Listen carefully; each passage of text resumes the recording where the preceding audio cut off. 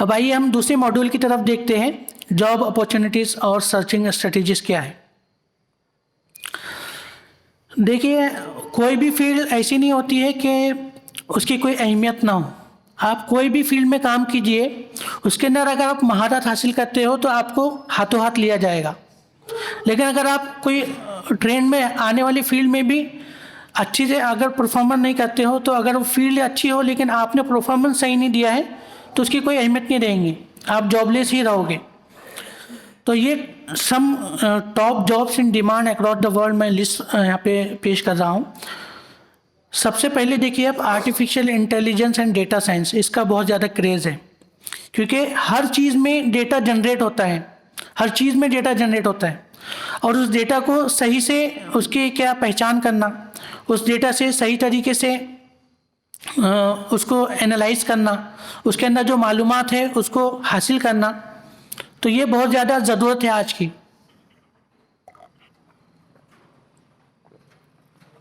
हर company ये चाहती है कि उसका जो डेटा है उसको कोई एनालाइज करने वाला हो और उस एनालिसिस की बेसिस पे जो फ्यूचर में क्या करना चाहिए उसके ताल्लुक से हमें बताने वाला हो। तो डेटा साइंस इतनी बड़ी फील्ड है, उसके अंदर बहुत सारी शाखाएं हैं। डेटा एनालिस्ट आप बन सकते हो, डेटा इंजीनियर आप बन सकते हो, डेटा साइंटिस्ट आप बन सकते हो। तो ये फील्ड में मुसलमानों की कारकर्दगी की बहुत ज़्यादा ज़रूरत है और ये फील्ड ऐसी है कि आपको अगर जॉब नहीं भी लगा तो आप घर बैठे भी इसमें कमा सकते हो फ्रीलांसिंग के ज़रिए। फ्रीलांसिंग में आपको सैकड़ों प्रोजेक्ट, इतने प्रोजेक्ट मिलेंगे आपको ऑनलाइन, अगर आपको डेटा साइंस आता है कि आपके पास में टाइम नहीं रहेगा करने के लिए उसे। और एक एक प्रोजेक्ट तकरीबन 2-3 हज़ार डॉलर का प्रोजेक्ट होता है और अगर आप एक्सपर्ट हो इस फील्ड में तो आप 1-2 दिन में वो प्रोजेक्ट कर सकते हो, 2 या 3 दिन में मैक्सिमम कर सकते हो। तो ये फील्ड में अगर आपकी एंट्री हो गई, आपको प्रोग्रामिंग आ गई अच्छी तरीके से, आप डेटा साइंटिस्ट बन गए हो, तो इंशाल्लाह आपको कोई परेशानी नहीं होगी। आपके लिए बहुत सारी राहें हमवार रहेगी, आप कहीं पर भी जा कर के अप्लाई कर सकते हो तो आपको हाथों हाथ लिया जाएगा। दूसरी बहुत सारे यहाँ पे प्रोफेशनल्स का जिक्र किया गया है। डिजिटल कंटेंट क्रिएटर, जैसा कि वेब डिज़ाइनिंग या यूट्यूब वीडियोस को बनाने के लिए बहुत सारे हायर किया जाता है डिजिटल कंटेंट को क्रिएट करने के लिए। उसके अलावा यूज़र एक्सपीरियंस प्रोफेशनल्स, यानी किसी चीज़ का कोई मशीन है उसका एक्सपर्ट चाहिए, तो उस पर्टिकुलर मशीन के लिए, उस पर्टिकुलर टेक्नोलॉजी के लिए एक्सपर्ट की ज़रूरत होती है। डिजिटल मार्केटिंग एंड प्रोफेशनल्स, इनका भी मार्केट में बहुत ज़्यादा डिमांड है। उसके अलावा बिज़नेस डेवलपमेंट, बिज़नेस को किस तरह डेवलप किया जाए और सेल्स किस तरह किया जाए, बिज़नेस डेवलपमेंट एंड सेल्स का भी बहुत ज़्यादा डिमांड है। उसके अलावा जो स्पेशलाइज्ड इंजीनियर्स होते हैं, इंजीनियर्स जो मैकेनिकल, इलेक्ट्रिकल, कंप्यूटर, इसके अलावा भी बहुत सारी स्पेशलाइजेशन है। हमारे नौजवानों का असल मसला ये होता है कि हम लोग कुछ नई नई चीज़ें हैं उसको ट्राई नहीं करते हैं। किसी ने मैकेनिकल लिया तो सभी लोग मैकेनिकल में चले जाते हैं। उससे क्या होता है, मार्केट के अंदर स्टेबलाइजेशन आ जाता है माशरे में और जॉब्स कम हो जाते हैं और लोग ज़्यादा हो जाते हैं, इसलिए जॉब नहीं मिलता है। लेकिन अगर आप इंजीनियरिंग की फील्ड ही में दूसरी नई फील्ड ट्राई करें, एरोनॉटिकल इंजीनियरिंग है, स्पेस इंजीनियरिंग है, बहुत सारी इंजीनियरिंग है, केमिकल इंजीनियरिंग है, तो इंशाल्लाह यहाँ पे कंपटीशन आपको कम मिलेगा और जॉब आसानी से मिलेगा।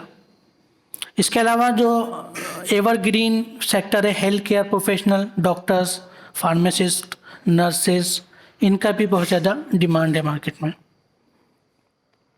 अब आइए देखते हैं कि कौन सी स्किल्स है जो हमें अपने अंदर डेवलप करनी चाहिए।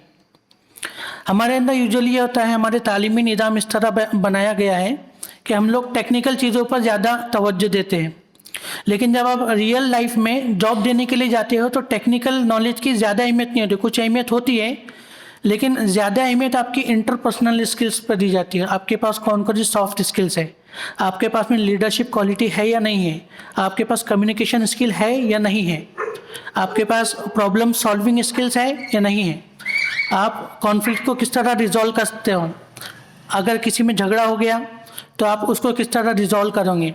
तो problem solving, conflict solving skills आपके पास में है या नहीं है, इनकी बहुत ज़्यादा अहमियत होती है।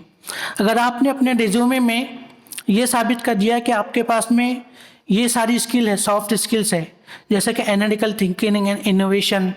उसके बाद में एक्टिव लर्निंग, यानी कि अगर आपको कोई भी नई स्किल्स दिए जाए तो आप उसको लर्न कर सकते हो। एक्टिव लर्नर हो, क्विक लर्नर हो आप, तो इसकी बहुत ज़्यादा डिमांड है। उसके बाद में प्रॉब्लम सॉल्विंग है, क्रिटिकल थिंकिंग एंड एनालिसिस है। कोई भी काम को आप क्रिटिकली थिंक करके उसको एनालाइज कर सकते हो, डेटा को। आप लकीर के फ़कीर नहीं हो, बल्कि आपको अगर कोई भी प्रॉब्लम दिया जाएगा तो आपको उसके उसूल पता है, उसके कायदे पता है, और आप उसको सॉल्व कर सकते हो, उसके अंदर से राहें बना सकते हो। तो इसे क्रिटिकल थिंकिंग। इसी तरह टेक्नोलॉजी का यूज़ करना आता है आपको, और टेक्नोलॉजी अगर आपको नहीं आती है तो उसके रिसोर्सेज पता है, उसे कहाँ से सीखना है, आप उसे सीख सकते हो और उसको इम्प्लीमेंट कर सकते हो। तो ये सारी स्किल्स हमें हमारे अंदर डेवलप करनी ज़रूरी है, और ये हमारे जो यूजुअल कोर्स है उससे बहुत कम डेवलप होती है। हमें चाहिए कि अगर हमारे अंदर ये स्किल्स को डेवलप करना है तो हमें चाहिए कि हम बहुत सारी कॉन्फ्रेंसेस अटेंड करें, कॉन्फ्रेंस में जाए और बहुत ज़्यादा प्रेजेंटेशन दें, उसकी प्रैक्टिस करें, कम्युनिकेशन स्किल की प्रैक्टिस करें, प्रेजेंटेशंस दे करके उसकी प्रैक्टिस करें। और बहुत सारी स्किल्स ऐसी हैं जो जब आप मतलब आप मैदान में जब उतरोगे तब आपके अंदर डेवलप होगी, किताबें पढ़ करके वो डेवलप नहीं होगी। तो आपको चाहिए कि पढ़ाई के साथ साथ जब आप 4th सेमेस्टर आखिरी साल में हो या 5th सेमेस्टर 6th में हो, तो चाहिए कि आप ये इन स्किल्स को अपने अंदर डेवलप करें और मैदान में उतर करके ये तमाम सलाहियतों को अपने अंदर डेवलप करें। अब आइए देखते हैं कि कौन कौन सी इंडस्ट्रीज़ ऐसी हैं गल्फ़ के अंदर खुसूसी तौर से जहाँ पे जॉब्स की डिमांड बहुत ज़्यादा है। तो जाहिर सी बात है कि गल्फ़ में ऑयल है, तो ऑयल इंडस्ट्री और कंस्ट्रक्शन का ज़्यादा डिमांड होगा। उसके अलावा इंजीनियरिंग, बैंकिंग, हेल्थ केयर, और अभी मतलब सऊदी में और कतर में, ओमान में, यहाँ पे रिसर्च एंड डेवलपमेंट का बहुत ज़्यादा मतलब इनोवेशन हो रहा है। वो लोग रिसर्च और डेवलपमेंट में बहुत ज़्यादा जोर दे रहे हैं। खुशी तौर से कतर में आपको लाइफ साइंस से रिलेटेड, यानी कि अगर आपने बीएससी किया है, एमएससी किया है और पीएचडी किया है और रिसर्च करना चाहते हैं तो कतर में बहुत अच्छे अच्छे इंस्टीट्यूट है जो इंटरनेशनली रिकॉग्नाइज्ड है और वहाँ पे तमाम फैसिलिटी मौजूद है। इसी तरह सऊदी के अंदर किंग अब्दुल्ला यूनिवर्सिटी है, जहाँ पे आप अगर आपको तालीम हासिल नहीं करना है, आप वहाँ पे जॉब करोगे तो आपको इंशाल्लाह जॉब भी आसानी से मिलेगा अगर आप तरीक़ों को फॉलो करोगे जॉब को सर्च करने के लिए, और सैलरी भी, बेनिफिट्स भी बहुत अच्छे मिलेंगे। राइट वाला चार्ट जो है वो कंट्री के, गल्फ़ कंट्री के हिसाब से उनका हायरिंग एक्सपेक्टेंसी है, मतलब कितने लोग हायर करते हैं। अगर 100 लोगों ने अप्लाई किए तो कितने लोगों के चांसेस है कि वो हायर किए जाएंगे। तो इसके अंदर सऊदी और कतर का पहला नंबर है, बाकी दूसरे छोटे छोटे कंट्रीज हैं उनके अंदर भी जॉब्स की डिमांड है। ये चार्ट जो है इसके बाद का ये जाहिर करता है कि आपको कौन कौन से बेनिफिट्स ऑफ़र किए जाते हैं जब आपको जॉब मिलता है। तो जाहिर सी बात है आपको हेल्थ इंश्योरेंस दिया जाएगा, आने जाने का टिकट दिया जाएगा और एकोमोडेशन दिया जाएगा, सैलरी दी जाएगी, आपके बच्चों की तालीम मुफ्त में होगी, और बहुत सारी फैसिलिटीज़ हैं जो कंपनी प्रोवाइड करती है या गवर्नमेंट सेक्टर प्रोवाइड करता है। अगर आप वहाँ के गवर्नमेंट जॉब लगता है तो बहुत अच्छा होगा, और कंपनी जॉब भी अच्छा होता है लेकिन उसमें जॉब सिक्योरिटी नहीं होती है। अगर कंपनी को आपकी आज ज़रूरत है, कल नहीं है, तो वो आपको नहीं रखेंगी, चाहे आप कितने अच्छा काम करने वाले क्यों ना हो। ये वाले जो लिस्ट है इसके अंदर ये बताया गया है कि कौन कौन से जॉब्स है जिनका डिमांड बढ़ रहा है कनाडा के अंदर खुसूसी तौर से, और 2025 तक के इनकी बहुत सारा वैकेंसी आने वाली है। तो अगर कुछ लोग अभी ग्रेजुएशन में हैं तो उन्हें चाहिए कि इस तरफ भी ज़्यादा तवज्जो दें, अपने खुद से रिसर्च करके रखें आगे का जो एक्सपेक्टेशंस होता है, मार्केट का क्या क्रेज़ है, मार्केट में क्या क्या डिमांड है अभी और क्या होने वाली है, तो उसे अभी से जब आप पता करके रखोगे तो उसके हिसाब से आप तैयारी करोगे, उसके हिसाब से आप अपने अंदर स्किल्स को डेवलप करोगे, उसके हिसाब से आप पढ़ाई भी मुकम्मल करोगे और स्किल्स को डेवलप करोगे। तो ये बहुत सारे जॉब्स हैं, आप सिंपल गूगल सर्च करके ही ये सर्च कर सकते हो कि अभी क्या क्रेज़ है, कौन कौन सी जॉब की डिमांड ज़्यादा है और उन जॉब्स को हासिल करने के लिए क्या क्या स्किल्स की ज़रूरत है। लेकिन हमारा अलमिया यह है कि हम ऐसी चीज़ें सर्च नहीं करते, बल्कि हम दूसरी चीज़ों में अपना वक्त बर्बाद करते हैं। हमें चाहिए कि कुछ वक्त इन चीज़ों को भी दे, क्योंकि इसी से हमारी दुनिया का मदार है, इसी पर हमारी दुनिया चलती है।